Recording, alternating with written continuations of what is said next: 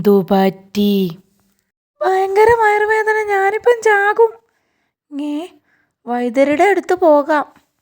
എന്താ പ്രശ്നം? ഇവന് വയറുവേദന, വൈദ്യരെ കാണാൻ പോകുക. അതിന് വൈദ്യര് വേണ്ട, ഒരൊറ്റമൂലിയുണ്ട്, ഞാനിപ്പം വരാം. മുത്തശ്ശൻ്റെ താളിയോലയാ, ഇതിൽ വയറുവേദനയ്ക്കുള്ള മരുന്നുണ്ട്. ആന ചവിട്ടിക്കൂട്ടിയ കളിമണ്ണ് വയറിന്മേൽ പൊതിഞ്ഞു വെക്കുക. 2 മണിക്കൂർ കഴിയുമ്പം വയറുവേദന പമ്പ കിടക്കും. കൊലകൊല്ലി ഇപ്പോൾ വീട്ടിൽ കാണും.